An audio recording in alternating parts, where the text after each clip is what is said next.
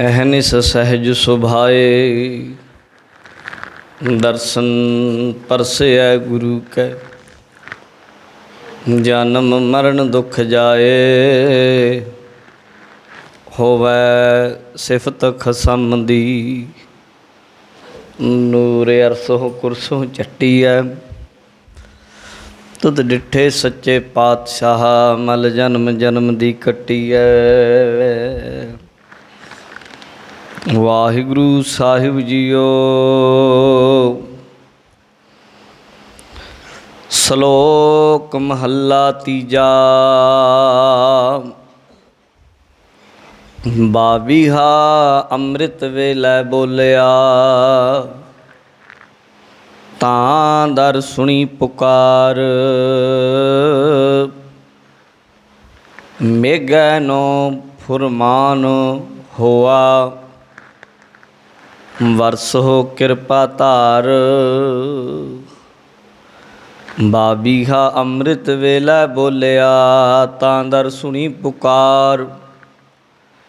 मेघै no फुरमान होआ, वरसो कृपा धार। हाओ तिन कै बलिहारणै, जिनी सच रख्या उर धार। नानक नामे सब हरियावली, गुर कै शब्द विचार। महला तीजा। बाबीहा इव तेरी तिखा न उतरै, जे सौ करहै पुकार। नदरी सतगुर पाईऐ, नदरी उपजै प्यार। नानक साहिब मन वसै, विचों जाहे विकार। पौड़ी। इक जैनी उजड़ पाए, तुरहों खुआया। तिन मुख नाहि नाम, ना तीर्थ नहाया। हथी सिर खोहायन, भद कराया। कुचल रहैं दिन रात, शब्द न पाया।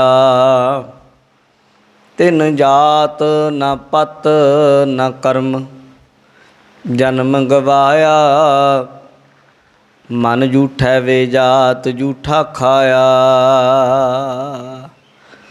बिन शब्द आचार, न किन्ही पाया। गुरमुख ओंकार सच समाया। बिन शब्द आचार, न किन्ही पाया।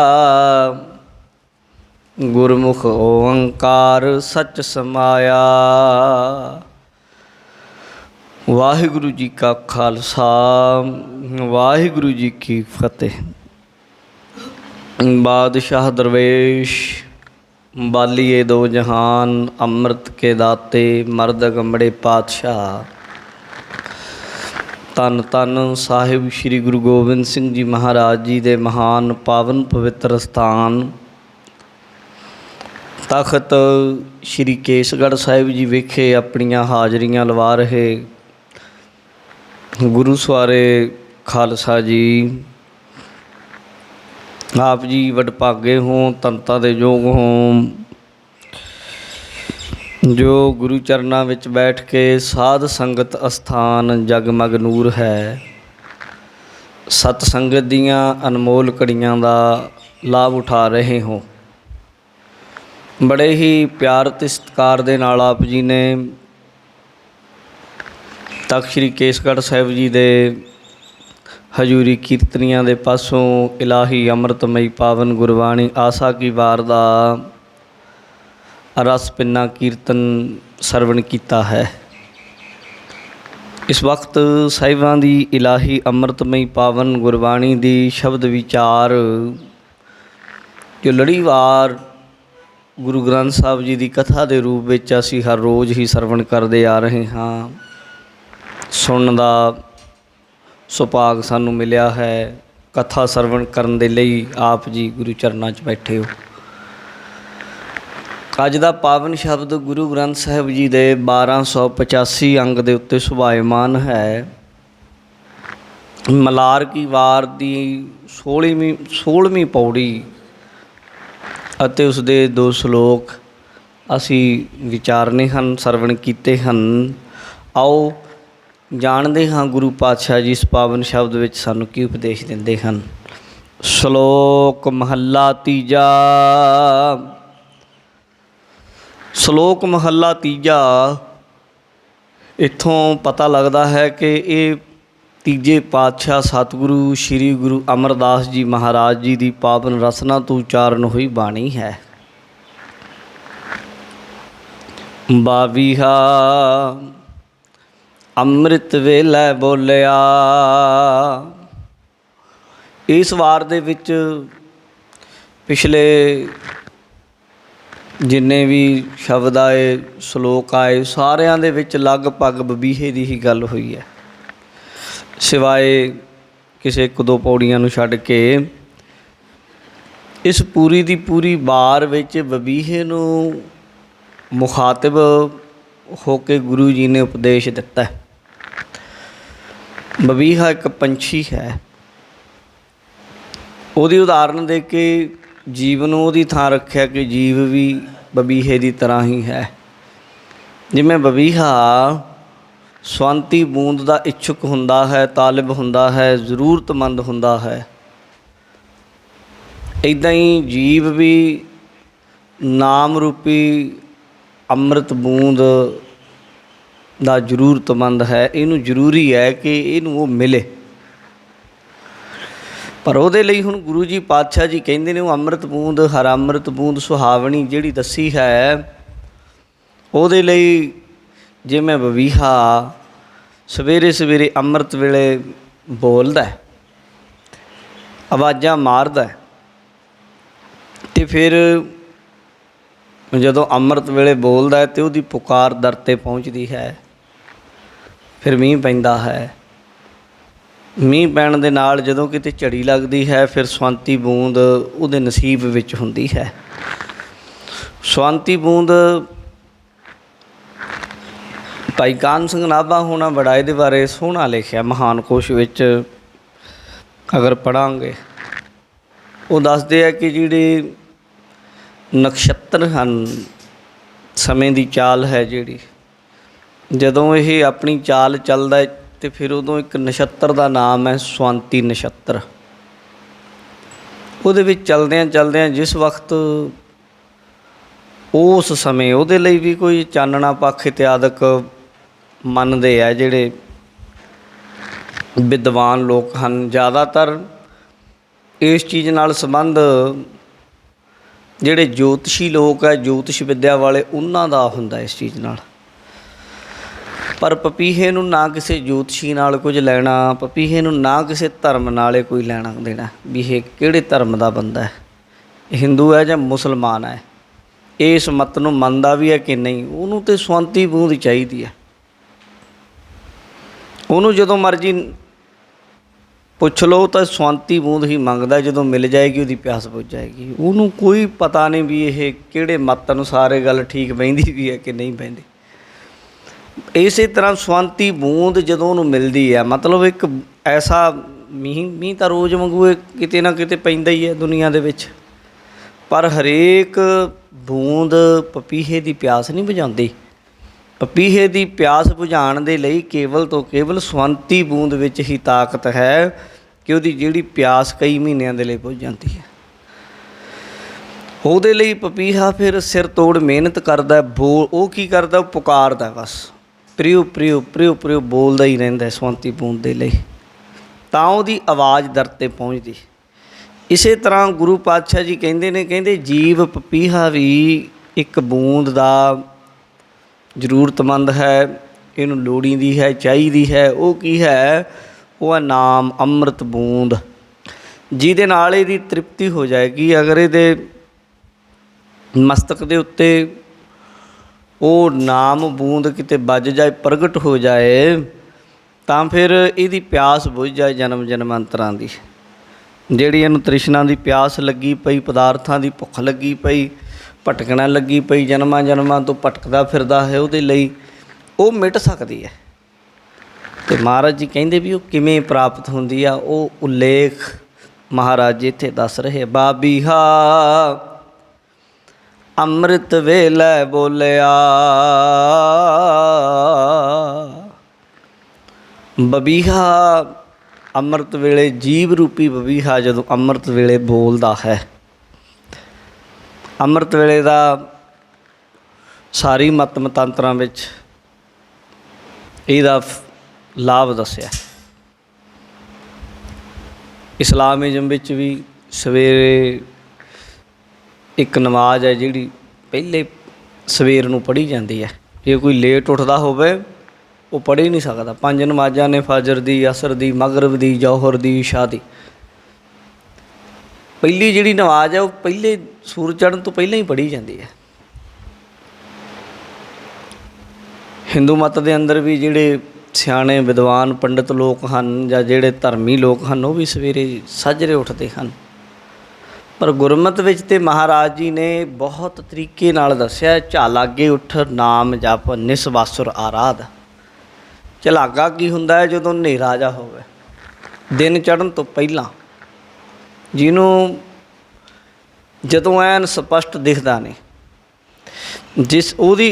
ਉਹਦਾ ਪਤਾ ਕਿਵੇਂ ਲੱਗਦਾ? ਹੁਣ ਤਾਂ ਚਲੋ ਅਲਾਰਮ ਹੈ ਆਪਣੇ ਕੋਲ, ਘੜੀਆਂ ਨੇ ਹੱਥਾਂ ਦੇ ਵਿੱਚ, ਹੱਥਾਂ 'ਤੇ ਬੰਨ੍ਹੀਆਂ ਹੋਈਆਂ ਸਭ ਕੁਝ ਹੈ।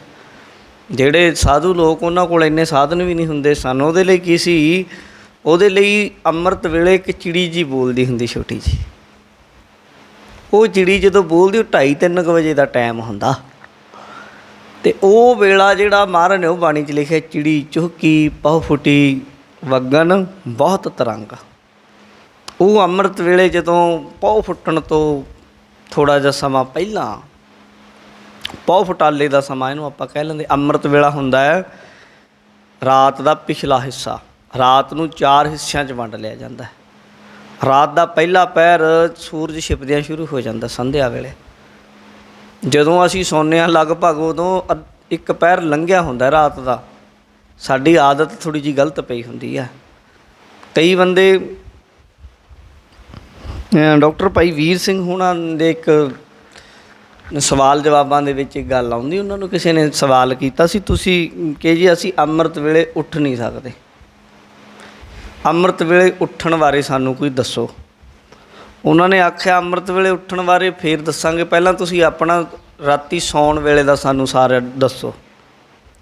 ਰਾਤੀ ਸੌਂਦੇ ਕਿਵੇਂ? ਉਹ ਕਈ ਬੰਦੇ ਤਾਂ ਫਿਰ ਇੱਦਾਂ ਸਾਧ ਸੰਗਤ ਜੀ ਵੀ ਰਾਤ ਨੂੰ 12 ਵੱਜ ਜਾਂਦੇ, ਕਈ 1-2 ਵਜੇ। ਜਦੋਂ ਲੋਕਾਂ ਦਾ ਉੱਠਣ ਦਾ ਟਾਈਮ ਹੁੰਦਾ ਉਦੋਂ ਤਾਂ ਸੌਂਦੇ ਹੀ ਆ ਉਹ। ਅਤੇ ਜੇ ਉਹ 12-1 ਵਜੇ ਸੌਂਦੇ ਆ ਅਤੇ ਫਿਰ ਕਿਵੇਂ ਉੱਠ ਜਾਣਗੇ ਸਾਧ ਸੰਗਤ? ਉਹਨਾਂ ਲਈ ਬੜਾ ਔਖਾ ਹੋਏਗਾ। ਲੰਮਾ ਸਮਾਂ ਨਹੀਂ ਉਹ ਸਾਂਭ ਸਕਦੇ। ਕਿਸੇ ਦੀ ਗੱਲ ਦਾ ਅਸਰ ਉਹਨਾਂ 'ਤੇ ਹੋ ਸਕਦਾ ਹੈ। ਮੈਂ ਤੁਹਾਨੂੰ ਕਹਿ ਦੇਵਾਂ, ਕੋਈ ਹੋਰ ਸਾਧੂ ਮਹਾਤਮਾ ਜਿਹਨੂੰ ਤੁਸੀਂ ਪਿਆਰ ਕਰਦੇ ਹੋ, ਉਹ ਤੁਹਾਨੂੰ ਡਾਂਟ ਕੇ ਵੀ ਕਹਿ ਸਕਦਾ, ਜਿਹਦੇ ਨਾਲ ਸਾਡਾ ਲਗਾਅ ਹੁੰਦਾ। ਤੁਹਾਨੂੰ ਕਹਿ ਦੇ ਉੱਠਦੇ ਨਹੀਂ ਤੁਸੀਂ ਆਖੋ ਜੀ ਅੱਜੇ ਉੱਠਾਂਗੇ, ਉਦੋਂ ਹੀ ਤੁਸੀਂ ਉੱਠ ਜਾਓਗੇ 2 ਘੰਟਿਆਂ ਬਾਅਦ। ਪਰ ਲੰਮਾ ਸਮਾਂ ਨਹੀਂ ਇੱਦਾਂ ਚੱਲਦੀ ਗੱਡੀ ਇਹ, ਕਿਉਂਕਿ ਇਹਦੇ ਲਈ, ਸਰੀਰ ਦੇ ਲਈ ਇਹਨੂੰ ਆਰਾਮ ਵੀ ਲੋੜ ਹੈ। ਕਿਉਂਕਿ ਸਾਡੀ ਕੋਈ ਇਸ ਤਰ੍ਹਾਂ ਦੀ ਤਾਂ ਬਣੀ ਨਹੀਂ ਅਵਸਥਾ ਵੀ ਅਸੀਂ ਭੁੱਖ ਨੀਂਦ ਤੋਂ ਉੱਤੇ ਉੱਠ ਜਾਂਦੇ ਐਸੇ। ਇਹ ਨਹੀਂ ਕਿ ਉੱਠਦੇ ਨਹੀਂ, ਉੱਠ ਜਾਂਦੇ ਆ। ਇੱਕ ਮਹਾਤਮਾ ਦੇ ਅਸੀਂ ਦਰਸ਼ਨ ਕੀਤੇ। ਉਹ ਮਹਾਤਮਾ ਨੇ ਕਈ ਸਾਲ ਹੋ ਗਏ ਕਿਤੇ ਖਾਧਾ ਹੀ ਨਹੀਂ। ਹੁਣ ਵੀ ਹੈ ਆਪਣੇ ਇੱਥੇ ਇਲਾਕੇ 'ਚ ਕਿਤੇ ਹੈ, ਸਾਧੂ ਆ ਕਿਤੇ, ਕਈ ਸਾਲ ਹੋ ਗਏ ਛਕੇ ਨਹੀਂ। ਥੋੜ੍ਹਾ ਜਿਹਾ ਬਾਪਾ ਬੂਟੀ ਜੀ ਘੋਲਦੇ ਪੀਂਦੇ, ਰੈਸਟ ਬੰਦਗੀ 'ਚ ਰਹਿੰਦੇ। ਗੁਰਸਿੱਖ ਨੇ ਕਈ ਸਾਰੇ ਇਸ ਤਰ੍ਹਾਂ ਦੇ ਵੀ ਤੁਹਾਡੇ ਮਿਲ ਜਾਣਗੇ। ਉਹ ਪਰ ਪਹਿਲੇ ਦਿਨ 'ਤੇ ਨਹੀਂ ਹੋ ਜਾਂਦਾ, ਉਹ ਹੌਲੀ ਹੌਲੀ ਅਭਿਆਸ ਨਾਲ ਉਹ ਚੀਜ਼ਾਂ ਬਣਦੀਆਂ ਨੇ।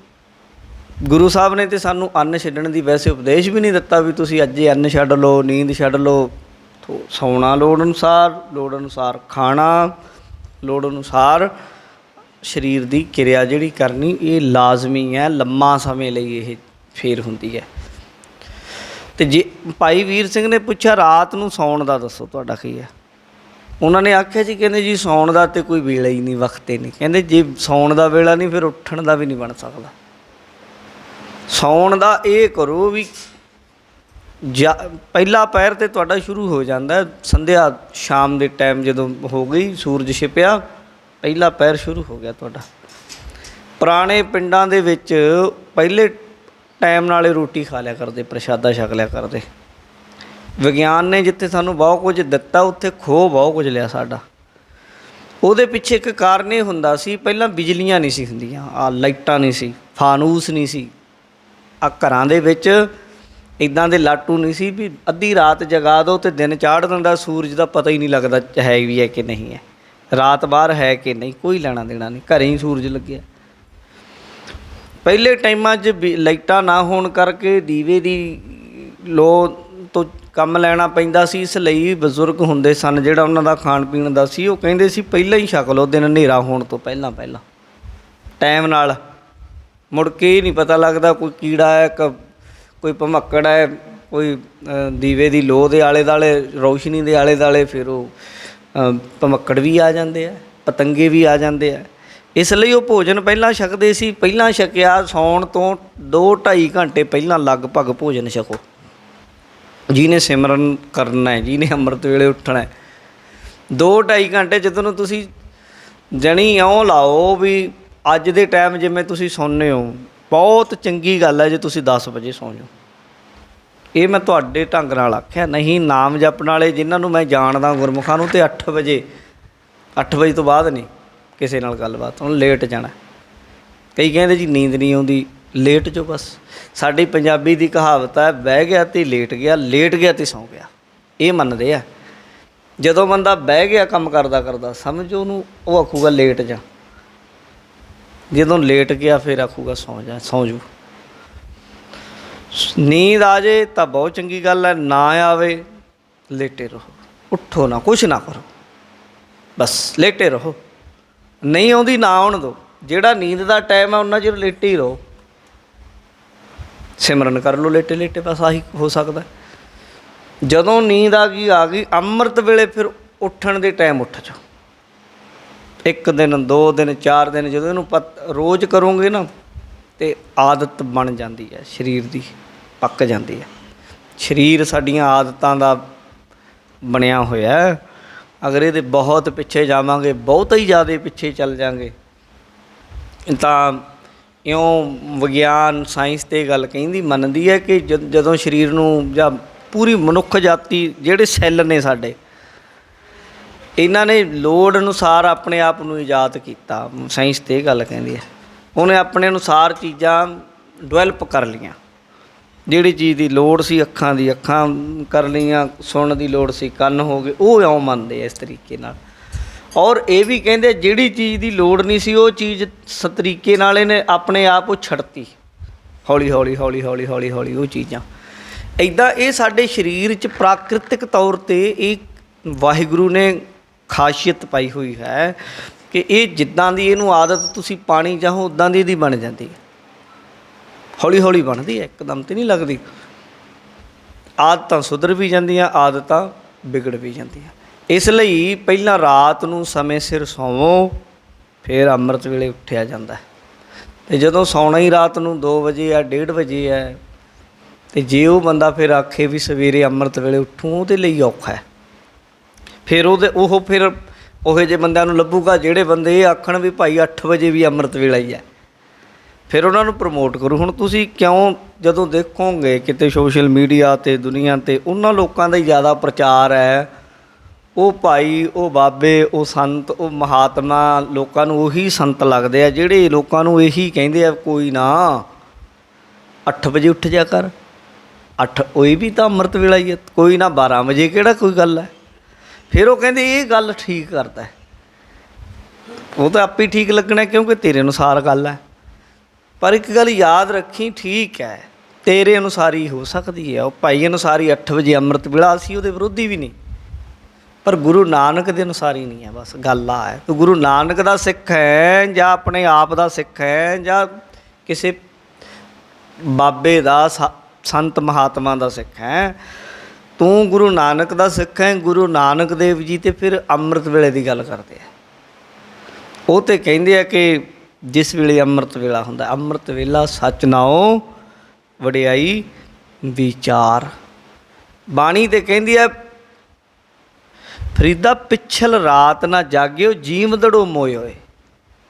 ਜੇ ਤਾਂ ਰੱਬ ਵਿਸਾਰਿਆ ਤਾਂ ਰੱਬ ਨਾ ਵਿਸਰੇ ਹੋਏ। ਜੇ ਤੂੰ ਪਿਛਲ ਰਾਤ ਅੰਮ੍ਰਿਤ ਵੇਲੇ ਜਾਗਿਆ ਨਹੀਂ ਤੇ ਕਹਿੰਦੇ ਜਿਉਂਦਾ ਮਰਿਆ ਹੀ ਹੈ, ਤੂੰ ਮਰ ਗਿਆ ਸਮਝ ਲੈ।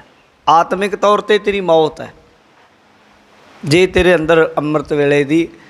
ਕਈ ਬੰਦੇ ਚਲੋ ਬਿਮਾਰ ਹੁੰਦੇ, ਢਿੱਲੇ ਮੱਠੇ ਹੁੰਦੇ, ਉਹਨਾਂ ਦੀ ਕੋਈ ਇਹਦੇ ਵਿੱਚ ਵੀ ਦੋ ਤਰੀਕੇ ਹੁੰਦੇ। ਕਈ ਬੰਦਿਆਂ ਦੇ ਅੰਦਰੋਂ ਗੱਲ ਇਹ ਮਰ ਗਈ ਵੀ ਉੱਠਣਾ ਚਾਹੀਦਾ, ਇੱਦਾਂ ਦੇ ਆ। ਉਹ ਇੰਨੇ ਹੋ ਗਏ ਖਰਾਬ ਹੋ ਗਏ, ਉਹ ਬੰਦੇ ਖਰਾਬ ਹੋਏ ਹੁੰਦੇ ਆ ਉਹ, ਵੀ ਉਹਨਾਂ ਦੇ ਅੰਦਰੋਂ ਇੱਕ ਗੱਲ ਇਹ ਮੁੱਕ ਗਈ ਵੀ ਅੰਮ੍ਰਿਤ ਵੇਲੇ ਉੱਠਣਾ ਚਾਹੀਦਾ ਪਹਿਲੇ। ਦੂਜੇ ਉਹ ਜਿਹੜੇ ਉੱਠ ਨਹੀਂ ਸਕਦੇ ਪਰ ਉਹਨਾਂ ਦੇ ਅੰਦਰ ਇਹ ਹੁੰਦਾ ਵੀ ਉੱਠਣਾ ਚਾਹੀਦਾ। ਇਹ ਫਰਕ ਹੈ। ਉੱਠਦੇ ਉਹ ਵੀ ਨਹੀਂ ਭਾਵੇਂ, ਪਰ ਜਿਹਦੇ ਅੰਦਰ ਇਹ ਹੈ ਕਿ ਉੱਠਣਾ ਚਾਹੀਦਾ ਉਹ ਕਦੇ ਨਾ ਕਦੇ ਲੱਗ ਸਕਦਾ। ਪਰ ਜਿਹਦੇ ਅੰਦਰ ਇਹ ਗੱਲ ਮੁੱਕੇ ਗਈ ਵੀ ਇਹਦਾ ਲੋੜ ਹੀ ਨਹੀਂ, ਤਾਂ ਫਜ਼ੂਲ ਹੈ, ਇਹ ਤਾਂ ਪੁਜਾਰੀਵਾਦ ਹੈ, ਇਹ ਤਾਂ ਬ੍ਰਾਹਮਣਵਾਦ ਹੈ, ਉਹਨੂੰ ਉਠਾ ਲਿਓ ਕਦੇ ਤੁਸੀਂ। ਉਹ ਨਹੀਂ ਉੱਠਦਾ, ਉੱਠੇ ਨਹੀਂ ਸਕਦਾ। ਦੋ ਚੀਜ਼ਾਂ ਹੁੰਦੀਆਂ ਇੱਕ ਧਰਮ 'ਚ, ਇੱਕ ਹੁੰਦਾ ਥੱਕਣਾ, ਇੱਕ ਹੁੰਦਾ ਅੱਕਣਾ।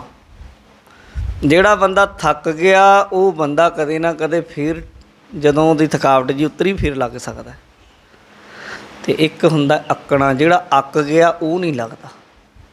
ਇੱਕ ਮਹਾਤਮਾ ਸਾਡੇ ਪੰਥ ਦੇ ਬੜੇ ਪਹੁੰਚੇ ਹੋਏ ਮਹਾਤਮਾ ਸਨ, ਉਹਨਾਂ ਨੂੰ ਕਿਸੇ ਗੁਰਮੁਖ ਨੇ ਅੰਮ੍ਰਿਤ ਵੇਲੇ ਦੇ ਲਈ ਆਖਿਆ ਕਿ ਮਹਾਤਮਾ ਜੀ ਮੇਰੇ ਤੋਂ ਅੰਮ੍ਰਿਤ ਵੇਲੇ ਉੱਠਿਆ ਨਹੀਂ ਜਾਂਦਾ। ਉਹਨਾਂ ਆਖਿਆ ਕਿ ਭਾਈ ਗੁਰਮੁਖਾ ਪ੍ਰੇਮੀਆ ਇੱਕ ਗੱਲ ਦੱਸ ਵੀ ਉੱਠਿਆ ਨਹੀਂ ਜਾਂਦਾ, ਬਿਮਾਰ ਹੈ ਤੂੰ? ਕਹਿੰਦਾ ਨਾ ਜੀ, ਕੋਈ ਤੇਰਾ ਸਰੀਰ ਦਾ ਅੰਗ ਕੋਈ ਢਿੱਲਾ ਮੱਠਾ ਹੋਵੇ, ਕੋਈ ਜ਼ਖਮ ਹੋਵੇ, ਕੋਈ ਬਿਮਾਰੀ ਹੋਵੇ, ਕੋਈ ਰੋਗ ਹੋਵੇ ਦੱਸ। ਕਹਿੰਦਾ ਨਾ ਜੀ। ਫਿਰ ਕਹਿੰਦੇ ਸ਼ਬਦ ਵਰਤ ਲੈ, ਬਦਲ ਦੇ। ਕਹਿੰਦਾ ਜੀ ਕੀ? ਕਹਿੰਦੇ ਇਉਂ ਨਾ ਕਹਿ ਮੇਰੇ ਤੋਂ ਉੱਠਿਆ ਨਹੀਂ ਜਾਂਦਾ, ਹੁਣ ਤੂੰ ਇਉਂ ਕਹਿ ਮੈਂ ਉੱਠਣਾ ਨਹੀਂ ਚਾਹੁੰਦਾ। ਦੋ ਚੀਜ਼ਾਂ ਨੇ, ਕਿਤੇ ਉੱਠਿਆ ਨਹੀਂ ਜਾਂਦਾ ਉਹ ਤਾਂ ਕੋਈ ਬੰਦਾ ਬਿਮਾਰ ਹੋਵੇ, ਉਹਨੂੰ ਤਾਂ ਉਹਦੇ ਲਈ ਤਾਂ ਫਿਰ ਇਹ ਕੀਤਾ ਜਾ ਸਕਦਾ, ਉੱਠਣਾ ਚਾਹੁੰਦਾ ਵੀ ਮੈਂ ਬਿਮਾਰ ਹਾਂ ਜੀ ਪਰ ਉੱਠਣਾ ਚਾਹੁੰਦਾ, ਉਹਨੂੰ ਦੋ ਬੰਦੇ ਚੱਕ ਲੈਣਗੇ। ਕਈ ਬਜ਼ੁਰਗ ਮਹਾਤਮਾ ਇਸ ਤਰ੍ਹਾਂ ਦੇ ਵੀ ਸਾਡੇ ਪੰਥ 'ਚ ਹੋਏ ਹੈ, ਬਜ਼ੁਰਗ ਹੋ ਗਏ ਪਰ ਉਹ ਆਪ ਆਪਣੀ ਸਰੀਰ ਦੀ ਕਿਰਿਆ ਨਹੀਂ ਸੀ ਕਰ ਪਾਉਂਦੇ। ਉਹਨਾਂ ਦੇ ਨਾਲ ਇੱਕ ਗੁਰਮੁਖ ਸੇਵਾਦਾਰ ਨੇ ਹੋਣਾ ਕਿ ਕਿਤੇ ਮਹਾਤਮਾ ਜੀ ਇਸ਼ਨਾਨ ਪਾਣੀ ਕਰਨ ਲੱਗਿਆ ਡਿੱਗ ਨਾ ਜਾਣ, ਉਹਨਾਂ ਨੇ ਉਹਨਾਂ ਨੂੰ ਇਸ਼ਨਾਨ ਕਰਾਉਣਾ। ਉੱਠਿਆ ਨਹੀਂ ਜਾਂਦਾ ਪਰ ਫਿਰ ਵੀ ਉੱਠਦੇ, ਉਹਨਾਂ ਨੂੰ ਕਹਿ ਸਕਦੇ ਉੱਠਿਆ ਨਹੀਂ ਜਾਂਦਾ। ਇੱਕ ਜਿਹੜਾ ਸਾਡੇ ਵਰਗਾ ਹੱਟਾ ਕੱਟਾ ਛਾਲਾ ਮਾਰਦਾ, ਇੱਥੋਂ ਉੱਥੇ 8 ਵਜੇ ਉੱਠ ਜਾਣਾ ਅਤੇ ਉਦੋਂ ਬਾਅਦ ਫਿਰ ਜਿਉਂ ਲੱਗਣਾ ਭੱਜਣਾ ਨੱਠਣਾ, ਪਤਾ ਨਹੀਂ ਕਿੱਧਰ ਨੂੰ ਜਾਣਾ। ਸ਼ਾਮਾਂ ਦੇ ਟਾਈਮ ਨੂੰ ਸਾਈਕਲ ਜਾਂ ਚੱਕ ਲੈਣਾ, ਕਦੇ ਉੱਧਰ ਨੂੰ ਘੁਮਾਉਣਾ ਕਦੇ ਉੱਧਰ ਨੂੰ, ਪ੍ਰੈਕਟਿਸ ਕਰਦੇ ਆਹ ਕੁਝ ਕਰਦੇ ਆ। ਫਿਰ ਲੋਕਾਂ ਨੂੰ ਅਤੇ ਫਿਰ ਉਹ ਆਖਣ ਉੱਠਿਆ ਨਹੀਂ ਜਾਂਦਾ, ਫਿਰ ਉਹਨਾਂ ਲਈ ਇਹ ਗਲਤ ਗੱਲ ਹੈ, ਧੋਖਾ ਕਰਦੇ ਆ, ਸ਼ਬਦਾਂ ਨੂੰ ਵੀ ਉਹ ਗਲਤ ਵਰਤ ਰਹੇ ਆ। ਫਿਰ ਉਹਨਾਂ ਨੂੰ ਕਹਿਣਾ ਚਾਹੀਦਾ ਉੱਠਣਾ ਨਹੀਂ ਚਾਹੁੰਦੇ। ਉਹਨਾਂ ਮਹਾਤਮਾ ਨੇ ਆਖਿਆ ਸੀ, ਕਹਿੰਦੇ ਤੂੰ ਉੱਠਣਾ ਨਹੀਂ ਚਾਹੁੰਦਾ ਜਾਂ ਉੱਠਿਆ ਨਹੀਂ ਜਾਂਦਾ, ਪਹਿਲਾਂ ਤਾਂ ਇਹ ਦੇਖ ਲਈ ਆਪਣੇ ਅੰਦਰ, ਇਹ ਦੂਜੇ ਨੂੰ ਕਿਸੇ ਨੂੰ ਦੱਸਣ ਦੀ ਲੋੜ ਨਹੀਂ, ਤੂੰ ਆਪੇ ਹੀ ਦੇਖ ਲਿਓ, ਆਪਣੇ ਦਿਲ ਦੇ ਆਈਨੇ 'ਚ ਦੇਖਿਓ ਵੀ ਮੇਰੇ ਤੋਂ ਸੱਚੀ ਨਹੀਂ ਉੱਠਿਆ ਜਾਂਦਾ। ਕੀ ਮੇਰਾ ਕੋਈ ਮੈਨੂੰ ਰੋਗ ਹੈ, ਮੇਰੀਆਂ ਕੋਈ ਅੱਖਾਂ ਦਾ ਰੋਗ ਹੈ, ਐਲਰਜੀ ਹੈ ਮੈਨੂੰ ਕੋਈ, ਜਿਹਦੇ ਕਰਕੇ ਅੱਖਾਂ ਖੁੱਲ੍ਹਦੀਆਂ ਨਹੀਂ, ਕਈ ਵਾਰੀ ਹੁੰਦੀਆਂ ਇੱਦਾਂ, ਜਾਂ ਮੇਰੇ ਕੋਈ ਸਰੀਰ 'ਚ ਕੋਈ ਇਹੋ ਜਿਹਾ ਕੱਜ ਪੈ ਗਿਆ ਜਾਂ ਇਸ ਤਰ੍ਹਾਂ ਦੀ ਕੋਈ ਬਿਮਾਰੀ ਪੈ ਗਈ ਜਿਹਦੇ ਕਰਕੇ ਬਹੁਤ ਜ਼ਿਆਦਾ ਬਿਮਾਰ ਹੈ, ਉੱਠਿਆ ਨਹੀਂ ਜਾਂਦਾ। ਉਹਨਾਂ ਲਈ ਤਾਂ ਗੱਲ ਹੋਰ ਹੋ ਸਕਦੀ ਹੈ, ਉਹਨਾਂ ਦਾ ਕੋਈ ਇੰਤਜ਼ਾਮ ਕੀਤਾ ਜਾ ਸਕਦਾ, ਉਹ ਪੰਜ ਪਿਆਰਿਆਂ ਅੱਗੇ ਪੇਸ਼ ਹੋ ਕੇ ਆਪਣੀ ਕੋਈ ਗੱਲ ਰੱਖ ਸਕਦੇ ਆ। ਪਰ ਜਿਹੜੇ ਉੱਠਣਾ ਹੀ ਨਹੀਂ ਚਾਹੁੰਦੇ ਉਹਨਾਂ ਦਾ ਇਲਾਜ ਬਾਬਾ ਫਰੀਦ ਜੀ ਨੇ ਬਾਣੀ 'ਚ ਲਿਖਿਆ। ਕਹਿੰਦੇ ਫਰੀਦਾ ਤੱਤੀ ਤੋਏ ਨਾ ਪੱਲਵੈ ਜੇ ਜਲ ਟੁੱਬੀ ਦੇ, ਜੋ ਟੁਹਾਗਣ ਰੱਬ ਦੀ ਝੁਰੇਂਦੀ ਝੁਰੇ। ਉਦਾਹਰਨ ਬਾਬਾ ਫਰੀਦ ਜੀ ਨੇ ਦਿੱਤੀ ਹੈ ਫਸਲ ਦੀ। ਕੋਈ ਪਿੰਡ ਦੇ ਵਿੱਚ ਦੀ ਲੰਘੇ ਜਾਂਦੇ ਸਨ ਬਾਬਾ ਫਰੀਦ ਜੀ, ਫਸਲ ਸੁੱਕ ਰਹੀ ਸੀ, ਪਾਣੀ ਹੈ ਨਹੀਂ ਸੀ ਉੱਥੇ, ਪਾਣੀ ਬਿਨਾਂ ਫਸਲ ਸੁੱਕ ਰਹੀ। ਲੋਕ ਕਹਿੰਦੇ ਸੰਤ ਜੀ ਤੁਸੀਂ, ਸਾਨੂੰ ਪਤਾ ਹੈ ਤੁਹਾਡੀ ਤੇ ਰੱਬ ਦੇ ਦਰਬਾਰ ਤੱਕ ਵੀ ਪਹੁੰਚ ਹੈ, ਤੁਸੀਂ ਅਰਦਾਸ ਕਰੋ ਮੀਂਹ ਪੈ ਜਾਏ, ਫਸਲ ਸੁੱਕਦੀ ਜਾਂਦੀ ਹੈ। ਉਹ ਕਹਿੰਦੇ ਕੋਈ ਨਾ ਦੁਆ ਕਰੋ ਰੱਬ ਅੱਗੇ, ਆਪਾਂ ਤਾਂ ਅਰਦਾਸ ਤਾਂ ਸਾਡਾ ਹੱਕ ਹੈ ਨਾ, ਕਰਨੀ ਬਣਦੀ ਹੈ, ਕਰ ਸਕਦੇ ਹਾਂ, ਅੱਗੇ ਕਬੂਲ ਕਰਨੀ ਨਾ ਕਰਨੀ ਉਹਦਾ ਕੰਮ ਹੈ, ਉਹਦਾ ਮਤਲਬ ਆ। ਹੱਥ ਜੋੜੀ ਬੇਨਤੀ ਕੀਤੀ, ਸਾਰਿਆਂ ਨੇ ਅਰਦਾਸ ਕੀਤੀ, ਬੇਨਤੀ ਕੀਤੀ, ਹੇ ਸੱਚੇ ਪਾਤਸ਼ਾਹ, ਹੇ ਮੇਰੇ ਮਾਲਕ, ਕਿਰਪਾ ਕਰੋ, ਮੀਂਹ ਪਾਓ। ਮੀਂਹ ਪੈਣਾ ਸ਼ੁਰੂ ਹੋ ਗਿਆ। ਫਕੀਰ ਸੰਤ ਜੀ ਅੱਗੇ ਲੰਘ ਗਏ, ਪਈ ਗਿਆ, ਜ਼ਿਆਦਾ ਹੀ ਪੈ ਗਿਆ। ਜਿਹੜੀ ਸੁੱਕੀ ਸੀ, ਸੁੱਕੀ ਦੀ ਜਗ੍ਹਾ ਜਲ ਥਲ ਹੋ ਗਿਆ। ਬਾਬਾ ਫਰੀਦ ਜੀ ਜਦੋਂ ਵਾਪਸ ਆਏ, ਉਹ ਪਾਣੀ 'ਚ ਡੁੱਬ ਗਈ। ਬਾਬਾ ਫਰੀਦ ਜੀ ਨੂੰ ਆਖਣ ਲੱਗੇ ਜੀ, ਕਹਿੰਦੇ ਹੁਣ ਬਾਬਾ ਫਰੀਦ ਜੀ ਕਹਿੰਦੇ ਹੁਣ ਇਹਦਾ ਕੋਈ ਇਲਾਜ ਨਹੀਂ। ਸੁੱਕੀ ਨੂੰ ਪਾਣੀ ਮਿਲ ਜੇ ਉਹ ਹਰੀ ਹੋ ਸਕਦੀ ਹੈ, ਪਰ ਜਿਹੜੀ ਪਾਣੀ 'ਚ ਮੱਚ ਜੇ ਉਹਦਾ ਕੀ ਕਰੋਗੇ। ਚਲੋ ਹੁਣ ਤਾਂ ਪਾਣੀ ਕੱਢ ਲੈਂਦੇ ਆਪਾਂ, ਬਾਰ-ਬੂਰ ਪੰਪ ਲਾ ਲੈਂਦੇ। ਤਾਂ ਇਹ ਬਾਹਰੀ ਖੇਤੀ ਦਾ ਤਾਂ ਫਿਰ ਵੀ ਕੋਈ ਨਾ ਕੋਈ ਇਲਾਜ ਆਮ ਤੌਰ 'ਤੇ ਹੁੰਦਾ ਨਹੀਂ ਜੇ ਪਾਣੀ 'ਚ ਸੜ ਜੇ। ਇਹ ਧਾਰਮਿਕ ਦੁਨੀਆ 'ਚ ਗੱਲ ਹੈ। ਜਿਹੜਾ ਬੰਦਾ ਕੋਈ ਧਰਮ ਨਾਲ ਜੁੜਿਆ ਨਹੀਂ, ਜਿਹੜਾ ਕੋਈ ਮੱਤ ਨੂੰ ਮੰਨਦਾ ਨਹੀਂ, ਉਹ ਗੁਰੂ ਘਰ ਆ ਜੇ, ਸਤਸੰਗਤ 'ਚ ਆ ਜੇ, ਉਹਦਾ ਕੋਈ ਉਹਨਾਂ ਲਾਹਾ ਲੈ ਸਕਦਾ। ਜਿਹੜਾ ਗੁਰਦੁਆਰੇ ਆ ਕੇ ਸਿੱਖਾਂ ਦੇ ਘਰ ਜੰਮ ਕੇ ਸਿਰ 'ਤੇ ਪੱਗ ਬੰਨ੍ਹ ਕੇ, ਹੋ ਸਕਦਾ ਉਹਨੇ ਕਿਰਪਾਨ ਵੀ ਪਾ ਲਵੇ, ਅਤੇ ਉਹ ਕਹਿਣ ਲੱਗ ਜੇ ਕੋਈ ਅੰਮ੍ਰਿਤ ਵੇਲਾ ਬੂਲਾ ਨਹੀਂ ਹੁੰਦਾ, ਐਵੇਂ ਹੈ, ਗੱਲਾਂ ਨੇ ਸਭ, ਉਹ ਪਾਣੀ 'ਚ ਸੜ ਗਿਆ। ਉਹਦਾ ਇਲਾਜ ਗੁਰੂ 'ਤੇ ਕਰਦੇ ਕੋਈ ਸੋਟਾ ਮਾਰੇ ਉਹਦੇ ਸਿਰ 'ਚ, ਨਹੀਂ ਉਹ ਇੰਨਾ ਖਰਾਬ ਨਾਸਤਿਕ ਹੋ ਗਿਆ, ਆਪ ਵਿਗੜਿਆ, ਦੂਜਿਆਂ ਨੂੰ ਵਿਗਾੜੂਗਾ। ਇਸ ਤਰੀਕੇ ਬਹੁਤ ਸਾਰੇ ਲੋਕ ਇਸ ਤਰ੍ਹਾਂ ਦੇ ਪਾਏ ਜਾਣਗੇ ਜਿਹੜੇ ਆਪਣੇ ਅੰਦਰੋਂ ਉਸ ਚੀਜ਼ ਨੂੰ ਮਾਰ ਚੁੱਕੇ ਆ। ਅਸੀਂ ਸਵੈਂ ਪੜਚੋਲ ਕਰਨੀ, ਆਪਣੇ ਆਪ ਨੂੰ ਵੇਖਣਾ ਕਿ ਮੈਂ ਬਿਮਾਰ ਹਾਂ, ਕੀ ਮੈਂ ਢਿੱਲਾ ਮੱਠਾ, ਕੀ ਮੈਂ ਰੋਗੀ ਹਾਂ। ਜੇ ਨਹੀਂ ਤਾਂ ਫਿਰ ਮੇਰੀਆਂ ਆਦਤਾਂ ਗਲਤ ਨੇ। ਮੈਂ ਜੇ ਸੌਣਾ ਹੀ 2 ਵਜੇ ਹੈ ਤਾਂ ਫਿਰ ਮੇਰੀ ਗਲਤੀ ਹੈ। ਕਈ ਘੰਟੇ ਅਸੀਂ ਫੋਨਾਂ 'ਤੇ ਬਿਤਾਉਂਦੇ ਹਾਂ। ਇੱਕ ਗੱਲ ਯਾਦ ਰੱਖ ਦਿਓ, ਜਿਹੜੇ ਇਹ ਅਸੀਂ ਬਿਨਾਂ ਮਤਲਬ ਇਹਨਾਂ ਨੂੰ ਦੇਖੀ ਜਾਣਾ, ਇਹਦਾ ਇੱਕ ਟਾਈਮ ਰੱਖ ਲਓ ਥੋੜ੍ਹਾ ਜਿਹਾ। ਦਿਨ 'ਚ ਵੀ ਮੈਂ ਘੰਟਾ ਇਹਨੂੰ ਦੇਣਾ ਜਾਂ ਇੰਨਾ ਸਮਾਂ ਦੇਣਾ। ਇਹ ਆਉਣ ਵਾਲੇ ਸਮੇਂ ਦੇ ਵਿੱਚ ਸਾਡੀਆਂ ਨਸਲਾਂ ਦੇ ਉੱਤੇ ਪ੍ਰਭਾਵ ਪਾਉਣਗੇ। ਸਾਡੀਆਂ ਨਸਲਾਂ, ਜਿਹੜੇ ਲੋਕ ਇਹਨਾਂ ਨੂੰ ਲੱਗੇ, ਉਹਨਾਂ ਦੀਆਂ ਅੱਗੇ ਪੈਦਾਇਸ਼ਾਂ, ਅੱਖਾਂ 'ਤੇ ਅਸਰ ਪੈਣਗੇ, ਸਰੀਰ ਦੇ ਅੰਗਾਂ 'ਤੇ ਅਸਰ ਪੈਣਗੇ। ਇੰਨੀਆਂ ਮਾੜੀਆਂ ਚੀਜ਼ਾਂ ਨੇ ਔਰ ਬੇਵਜ੍ਹਾ ਦੀਆਂ ਲਾਈਆਂ ਹੋਈਆਂ। ਅਤੇ ਜਿਹੜੇ ਬੰਦਿਆਂ ਦੀਆਂ ਡਿਊਟੀ, ਕਿਉਂਕਿ ਮੈਂ ਤਾਂ ਗੱਲ ਕਰ ਰਿਹਾ, ਸਵਾਲ ਨਾਲ ਦੀ ਨਾਲ ਤਿਆਰ ਆ ਅਗਲਿਆਂ ਦਾ, ਕਹੂਗਾ ਡਿਊਟੀ ਹੈ ਜੀ ਬੈਠਣਾ ਕੰਪਿਊਟਰਾਂ 'ਤੇ। ਬੰਨੇ ਤੁਸੀਂ ਕੰਪਨੀਆਂ ਦੇ, ਖੇਤੀ ਕਰ ਲਓ, ਇਹੋ ਜਿਹਾ ਕੰਮ ਕਰੋ ਜਿਹਦੇ ਨਾਲ ਨਾ ਹੋਵੇ ਜ਼ਰੂਰੀ ਜਾਨ ਗਵਾਉਣੀ, ਆਪਣੀਆਂ ਨਸਲਾਂ ਦਾ ਨੁਕਸਾਨ ਕਰਨਾ। ਘੱਟ ਕਰੋ, ਹੱਥੀਂ ਕਿਰਤ ਕਰ ਲਓ। ਇਹੋ ਜਿਹੇ ਕੰਮਾਂ ਨੂੰ ਅਸੀਂ ਕੀ ਲੈਣਾ, ਜਿਹੜੇ ਕੰਮ ਸਾਡੇ ਕਹਿ ਲਓ ਕਿ ਅੱਗੇ ਆਉਣ ਵਾਲੀ ਪਨੀਰੀ ਦਾ ਹੀ ਨੁਕਸਾਨ ਕਰਦੇ ਨੇ। ਜਦੋਂ ਅੱਜ ਅਸੀਂ ਤਾਂ ਦੇਖਦੇ, ਅਸੀਂ ਤਾਂ ਕਹਿੰਦੇ ਵੀ ਅਸੀਂ ਕਿਹੜੀ ਰੋਜੀ ਲੱਭੀਏ, ਜਦੋਂ ਇਹਨਾਂ ਦਾ ਆਉਣ ਵਾਲੀਆਂ ਨਸਲਾਂ ਦੀਆਂ ਅੱਖਾਂ 'ਤੇ ਅਸਰ ਪਿਆ, ਉਹਨਾਂ ਨੂੰ ਕਿਹੜੀ ਰੋਜੀ ਲੱਭੂਗੀ। ਫਿਰ ਇਹ ਸੋਚੋ ਤੁਸੀਂ। ਇਸ ਲਈ ਬੇਵਜ੍ਹਾ, ਫਿਰ ਇਹ ਤੋਂ ਬਿਨਾਂ, ਚਲੋ ਜਿਹੜੇ ਕੰਮ ਕਰਦੇ ਉਹਨਾਂ ਦੀ ਕਿਤੇ ਨਾ ਕਿਤੇ ਮਜਬੂਰੀ ਅੱਜ ਦੇ ਟਾਈਮ 'ਚ ਮੰਨ ਲਈ, ਪਰ ਬਿਨਾਂ ਮਤਲਬ ਹੈ ਜਿਨ੍ਹਾਂ ਦੀ ਕੋਈ ਕੰਮ ਹੀ ਨਹੀਂ, ਵਿਹਲੇ ਬੈਠੇ ਨਿਆਣੇ ਨੌਜਵਾਨ ਉੱਦਾਂ ਹੀ ਇਹ 'ਤੇ ਲੱਗੇ ਪਏ ਆ ਬਿਨਾਂ ਮਤਲਬ। ਇੰਨਾ ਲੱਗਦੇ ਲੁਕ ਕੇ। ਮੇਰੇ ਨਾਲ ਸਿੰਘ ਹੈ, ਮੈਂ ਇਹਨੂੰ ਕਿੰਨੇ ਵਾਰ ਜਦੋਂ ਮੇਰੇ ਕੋਲ ਹੋਣਾ ਨਾ, ਇਹਨੇ ਲੁਕ ਕੇ ਜੀ ਲੱਗਿਆ ਰਹਿਣਾ, ਹੋਣਾ ਕੁਛ ਵੀ ਨਾ। ਜਦੋਂ ਮੈਂ ਕਹਿੰਦਾ ਮੈਂ ਇਹਨੂੰ ਬੰਦ ਨਹੀਂ ਕਰਦਾ ਤੂੰ, ਬਸ ਹੁਣੇ ਲਾਇਆ ਸੀ ਬਾਈ, ਹੁਣੇ ਕੀਤਾ ਸੀ ਜੀ, ਬਸ।